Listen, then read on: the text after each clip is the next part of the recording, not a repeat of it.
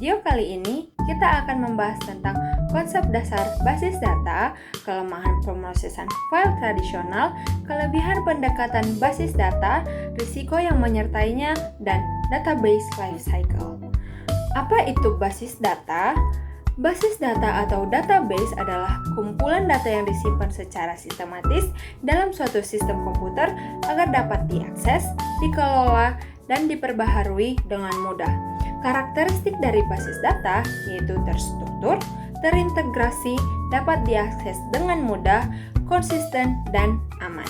Selanjutnya, kelemahan pemrosesan file tradisional.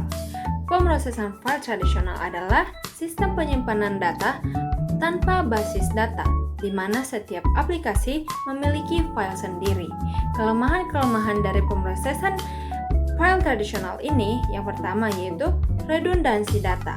Data yang sama tersimpan di beberapa file sehingga menyebabkan pemborosan penyimpanan. Yang kedua, perubahan data di satu file tidak selalu diperbaharui di file lain. Yang ketiga, sulitnya akses data. Tidak adanya standar untuk mengakses data sehingga pencarian informasi menjadi lamban. Yang terakhir, kurangnya keamanan karena file tidak memiliki kontrol akses yang ketat sehingga rentan terhadap akses tidak sah. Kelemahan-kelemahan pemrosesan file tradisional tersebut dapat diatasi dengan DBMS. Apa itu DBMS? DBMS atau Database Management System adalah perangkat lunak yang digunakan untuk membuat, mengelola, mengakses basis data dengan cara yang lebih efisien dan terstruktur. DBMS memungkinkan banyak pengguna untuk menyimpan, mengambil, dan memodifikasi data tanpa harus memahami detail teknis penyimpanan data. Kelebihan-kelebihan dari pendekatan basis data ini yang pertama yaitu mengurangi redundansi karena data yang disimpan dalam satu tempat sehingga tidak ada duplikasi yang tidak perlu. Yang kedua, perubahan data di satu tempat otomatis diperbaharui di seluruh sistem. Yang ketiga, mempermudah akses data. Pengguna dapat mengambil data dengan query SQL yang fleksibel dan cepat. Yang terakhir yaitu keamanan lebih baik dan mendukung multi-user. Meskipun memiliki banyak kelebihan, masih banyak resiko dan tantangan yang harus diperhatikan.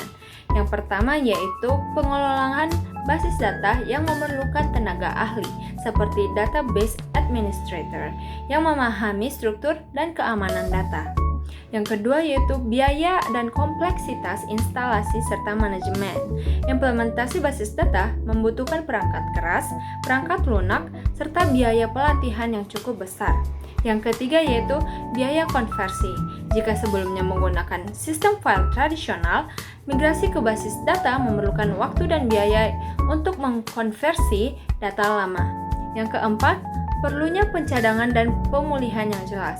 Basis data harus memiliki mekanisme backup dan recovery untuk mencegah kehilangan data akibat kesalahan sistem atau serangan cyber.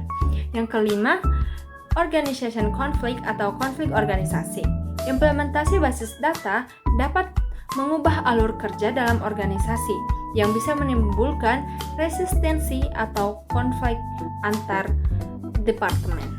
Dan yang terakhir, kita akan membahas tentang database lifecycle. Database lifecycle menggambarkan tahapan dalam pengembangan dan pengelolaan basis data. Tahapan-tahapan tersebut yaitu yang pertama, perencanaan, menentukan tujuan dan kebutuhan sistem basis data. Yang kedua yaitu analisis, mengidentifikasi jenis data yang akan disimpan dan bagaimana data tersebut akan digunakan. Yang ketiga yaitu perancangan, membuat model konseptual logis dan fisik basis data. Yang keempat yaitu implementasi, yaitu membangun basis data di DBMS dan mengisi data awal. Dan yang terakhir yaitu pemeliharaan, yaitu melakukan optimasi, pencadangan, serta perbaikan jika ada kesalahan atau perubahan kebutuhan.